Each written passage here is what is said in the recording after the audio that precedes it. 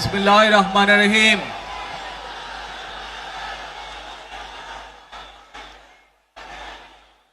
প্রিয় বাংলাদেশ, উপস্থিত প্রিয় মুরব্বীবর্গ, মঞ্চে উপস্থিত জাতীয় নেতৃবৃন্দ, আমার সামনে উপস্থিত প্রিয় ভাই ও বোনেরা এবং মিডিয়ার মাধ্যমে সমগ্র বাংলাদেশ থেকে যারা দেখছেন এই অনুষ্ঠান, প্রিয় ভাই বোনেরা, প্রিয় মা বোনেরা, আসসালামু আলাইকুম। প্রিয় ভাই বোনেরা, আজ প্রথমেই আমি রব্বুল আলামিনের দরবারে হাজারো লক্ষ কোটি শুকরিয়া জানাতে চাই। রব্বুল আলামিনের অশেষ রহমতে আজ আমি আমার প্রিয় মাতৃভূমিতে ফিরে আসতে পেরেছি আপনাদের দোয়ায়, আপনাদের মাঝে। প্রিয় ভাই বোনেরা, আমাদের এই প্রিয় মাতৃভূমি 1971 সালে লাখো শহীদের রক্তের বিনিময়ে অর্জিত হয়েছিল। ঠিক একইভাবে 75-এ আবার 7ই নভেম্বর আধিপত্যবাদীদের হাত থেকে রক্ষার জন্য সেদিন সিপাহী জনতার বিপ্লবের মাধ্যমে আধিপত্যবাদের হাত থেকে দেশকে রক্ষা করা হয়েছিল। একইভাবে পরবর্তীতে 90-এ স্বৈরাচারের বিরুদ্ধে এদেশের জনগণ, এদেশের খেটে খাওয়া মানুষ তাদের গণতান্ত্রিক অধিকারকে ছিনিয়ে এনেছিল। কিন্তু তারপরেও ষড়যন্ত্রকারীদের ষড়যন্ত্র থেমে থাকেনি।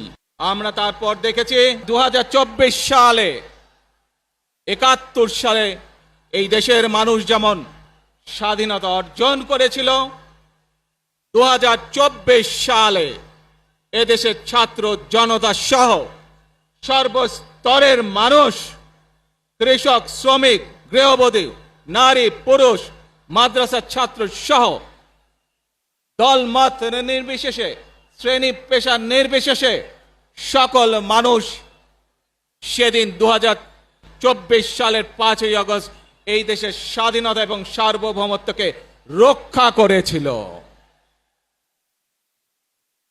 প্রিয় ভাই বোনেরা, আজ বাংলাদেশের মানুষ কথা বলার অধিকার ফিরে পেতে চায়, তারা তাদের গণতান্ত্রিক অধিকার ফিরে পেতে চায়। বাংলাদেশের মানুষ চায় তারা তাদের যোগ্যতা অনুযায়ী ন্যায্য অধিকার পাবে। প্রিয় ভাই বোনেরা, আজ আমাদের সময় এসেছে সকলে মিলে দেশ গড়ার। এই দেশে যেমন পাহাড়ের মানুষ আছে, এই দেশে একইভাবে সমতলের মানুষ আছে। এই দেশে মুসলমান, বৌদ্ধ, খ্রিস্টান, হিন্দু সহ বিভিন্ন ধর্মের মানুষ বসবাস করে। আমরা চাই সকলে মিলে এমন একটি বাংলাদেশ গড়ে তুলব আমরা, যেই বাংলাদেশের স্বপ্ন একজন মা দেখেন, অর্থাৎ একটি নিরাপদ বাংলাদেশ আমরা গড়ে তুলতে চাই। যে বাংলাদেশে একজন নারী, একজন পুরুষ, একজন শিশু যেই হোক না কেন নিরাপদে ঘর থেকে বের হলে নিরাপদে ইনশাআল্লাহ ঘরে আবার ফিরে আসতে পারে। প্রিয় ভাই বোনেরা, এই দেশের জনসংখ্যার অর্ধেক নারী, 4 কোটিরও বেশি তরুণ প্রজন্মের সদস্য, 5 কোটির মতন শিশু, 40 লক্ষের মতন প্রতিবন্ধী মানুষ রয়েছেন, কয়েক কোটি কৃষক, শ্রমিক রয়েছেন। এই মানুষগুলোর একটি প্রত্যাশা আছে এই রাষ্ট্রের কাছে, এই মানুষগুলোর একটি আকাঙ্ক্ষা আছে এই দেশের কাছে। আজ আমরা সকলে যদি ঐক্যবদ্ধ হই, আজ আমরা যদি সকলে প্রতিজ্ঞাবদ্ধ হই, তাহলে আমরা এই লক্ষ কোটি মানুষের সেই প্রত্যাশাগুলো পূরণ করতে পারি ইনশাআল্লাহ। প্রিয় ভাই বোনেরা, ৭১ সালে আমাদের শহীদরা নিজের জীবন উৎসর্গ করেছিলেন এই রকম একটি বাংলাদেশ গঠনের জন্য। বিগত 15 বছর স্বৈরাচারের বিরুদ্ধে শত শত হাজারো গুম খুনের শিকার হয়েছে শুধু রাজনৈতিক দলের সদস্য নয়, নিরীহ মানুষের প্রতিবাদ করতে গিয়ে অত্যাচার নির্যাতনের শিকার হয়েছে, জীবন দিয়েছে। 2024 সাল মাত্র সেদিনের ঘটনা। কিভাবে আমরা দেখেছি আমাদের তরুণ প্রজন্মের সদস্যরা কিভাবে নিজের জীবন উৎসর্গ করেছে দেশের এই স্বাধীনতা এবং সার্বভৌমত্বকে রক্ষা করার জন্য। প্রিয় ভাই বোনেরা, কয়েকদিন আগে এই বাংলাদেশের 24 আন্দোলনের এক সাহসী প্রজন্মের এক সাহসী সদস্য ওসমান হাদিকে হত্যা করা হয়েছে। ওসমান হাদি শহীদ হয়েছে। প্রিয় ভাই বোনেরা, ওসমান হাদি চেয়েছিল এই দেশের মানুষের জন্য গণতন্ত্র প্রতিষ্ঠিত হোক, এই দেশের মানুষের গণতান্ত্রিক অধিকার প্রতিষ্ঠিত হোক, এই দেশের মানুষ তাদের গণতান্ত্রিক এবং অর্থনৈতিক অধিকার ফিরে পাক। আজ 24 আন্দোলনে যারা শহীদ হয়েছেন, ওসমান হাদি সহ 71 যারা শহীদ হয়েছেন, বিগত স্বৈরাচারের সময় বিভিন্নভাবে খুন গুমের শিকার হয়েছেন, এই মানুষগুলোর রক্তের ঋণ যদি শোধ করতে হয়, আসুন আমরা আমাদের সেই প্রত্যাশিত বাংলাদেশ গড়ে তুলব, যেখানে আমরা সকলে মিলে কাজ করব, যেখানে আমরা সকলে মিলে আমাদের প্রত্যাশিত বাংলাদেশকে গড়ে তুলব। প্রিয় ভাই বোনেরা, বিভিন্ন আধিপত্যবাদ শক্তির গুপ্তচরেরা বিভিন্নভাবে ষড়যন্ত্রে এখন লিপ্ত রয়েছে। আমাদেরকে ধৈর্যশীল হতে হবে, আমাদেরকে ধৈর্য ধারণ করতে হবে। বিশেষ করে তরুণ প্রজন্মের যে সদস্যরা আছেন, আপনারাই আগামী দিন দেশকে নেতৃত্ব দিবেন, দেশকে গড়ে তুলবেন।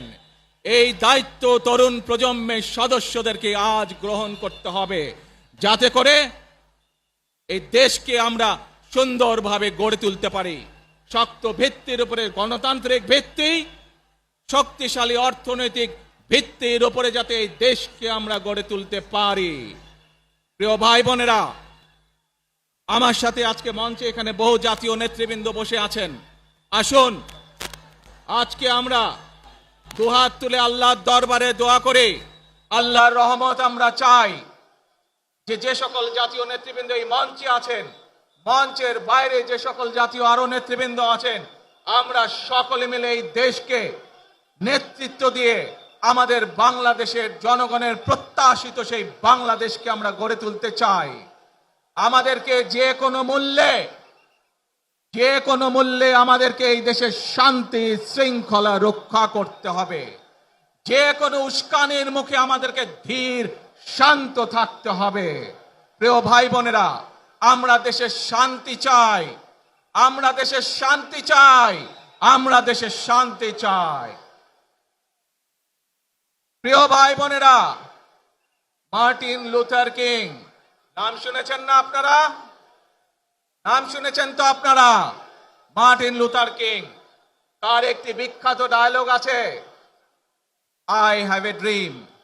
আজ এই বাংলাদেশের মাটিতে দাঁড়িয়ে আপনাদের সকলের সামনে আমি বলতে চাই, বাংলাদেশ জাতীয়তাবাদী দলের একজন সদস্য হিসাবে আপনাদের সামনে আমি বলতে চাই, I have a plan for the people of my country, for my country. আজ এই পরিকল্পনা দেশের মানুষের স্বার্থে, দেশের উন্নয়নের জন্য, দেশের মানুষের ভাগ্যের পরিবর্তনের জন্য যদি সেই প্ল্যান, সেই কার্যক্রম, সেই পরিকল্পনাকে বাস্তবায়ন করতে হয়। প্রিয় ভাই বোনেরা, এই জনসমুদ্রে যত মানুষ উপস্থিত আছেন, এই সারা বাংলাদেশে গণতন্ত্রের শক্তি যত মানুষ উপস্থিত আছেন, প্রত্যেকটি মানুষের সহযোগিতা আমার লাগবে।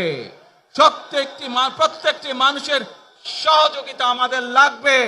আপনারা যদি আমাদের পাশে থাকেন, আপনারা যদি আমাদেরকে সহযোগিতা করেন, ইনশাআল্লাহ আমরা আই হ্যাভ এ প্ল্যান বাস্তবায়ন করতে সক্ষম হব। আসুন আমরা আল্লাহ রব্বুল আলামিনের দরবারে হাত তুলে প্রার্থনা করি, আমরা জানো হে রব্বুল আলামিন, হে একমাত্র মালিক, হে একমাত্র পরওয়ারদিগার, হে একমাত্র রহমত দানকারী, হে একমাত্র সাহায্যকারী, আজ আপনি যদি আমাদেরকে রহমত দেন, তাহলে আমরা এই দেশের মানুষ কঠোর পরিশ্রম করার মাধ্যমে আমাদের প্রত্যাশিত বাংলাদেশকে গড়ে তুলতে পারবো। আজ যদি আল্লাহর রহমত এই দেশ এবং এই দেশের মানুষের পক্ষে থাকে, আল্লাহর সাহায্য, আল্লাহর দয়া এই দেশের মানুষের উপরে, এই দেশের উপরে থাকে, ইনশাআল্লাহ আমরা আমাদের প্রত্যাশিত বাংলাদেশ গড়ে তুলতে সক্ষম হব। প্রিয় ভাই বোনেরা, আজ আসুন আমরা সকলে মিলে প্রতিজ্ঞা করি, আমরা সকলে মিলে প্রতিজ্ঞা করি যে ইনশাআল্লাহ আগামী দিনে দেশ পরিচালনার দায়িত্বে যারা আসবে, আমরা সকলে নবী করিম সাল্লাল্লাহু আলাইহি সাল্লামের যে ন্যায়পরায়ণতা, সেই ন্যায়পরায়ণতার আলোকে আমরা দেশ পরিচালনার সর্বোচ্চ চেষ্টা করব। প্রিয় ভাই বোনেরা, আজ আপনারা জানেন এখান থেকে আমি আমার মা দেশনেত্রী খালেদা জিয়ার কাছে যাব। একটি মানুষ, যে মানুষটি এই দেশের মাটি, এই দেশের মানুষকে নিজের জীবনের থেকেও বেশি ভালোবেসেছেন, তার সাথে কি হয়েছে আপনারা প্রত্যেকটি মানুষ সে সম্পর্কে অবগত আছেন। সন্তান হিসাবে আপনাদের কাছে আমি চাইবো, আজ আল্লাহর দরবারে আপনারা দোয়া করবেন যাতে আল্লাহ ওনাকে তৌফিক দেন, উনি যাতে সুস্থ হতে পারেন। প্রিয় ভাই বোনেরা, সন্তান হিসাবে আমার মন আমার মায়ের বিছানার পাশে পড়ে আছে সেই হাসপাতালের ঘরে, কিন্তু সেই মানুষটি যাদের জন্য জীবনকে উৎসর্গ করেছে, অর্থাৎ আপনারা এই মানুষগুলোকে, যাদের জন্য দেশনেত্রী খালেদা জিয়া জীবন উৎসর্গ করেছেন নিজের জীবন, সেই মানুষগুলোকে আমি কোনোভাবেই ফেলে যেতে পারি না। এবং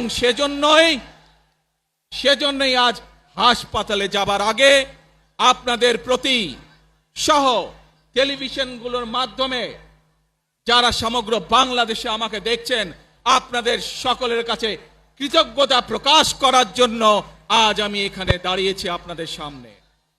প্রিয় ভাই বোনেরা, আসুন আমাদেরকে আজকে নিশ্চিত করতে হবে, আমরা যে ধর্মের মানুষ হই, আমরা যে শ্রেণীর মানুষ হই, আমরা যে দলেরই রাজনৈতিক দলের সদস্য হই অথবা একজন নির্দলীয় ব্যক্তি হই, আমাদেরকে নিশ্চিত করতে হবে যে কোনো মূল্যে আমরা আমাদের এই দেশের শান্তি শৃঙ্খলাকে ধরে রাখতে হবে।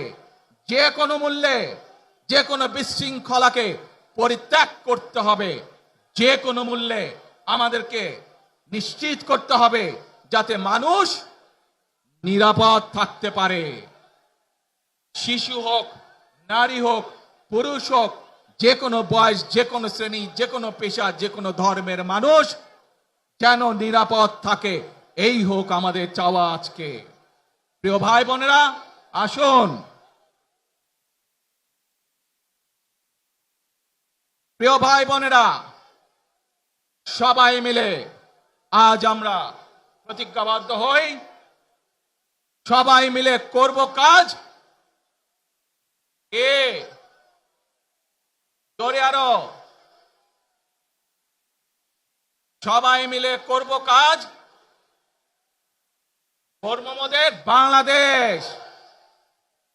ইনশাআল্লাহ আপনাদের সকলের কাছে দোয়া আছে, আবারও সকলকে যে কোনো মূল্যে দেশে শান্তি শৃঙ্খলা রক্ষার আহ্বান জানিয়ে যে কোনো বিশৃঙ্খলাকে পরিহার করে ধৈর্যের সাথে মোকাবেলা করার আহ্বান জানিয়ে আমার বক্তব্য শেষ করছি। আবারও আপনাদের কাছে কৃতজ্ঞতা প্রকাশ করছি আজকে আমাকে এইভাবে বরণ করে নেওয়ার জন্য। আল্লাহ হাফেজ। বাংলাদেশ জিন্দাবাদ, বাংলাদেশ জাতীয়তাবাদী দল জিন্দাবাদ। আসসালামু আলাইকুম।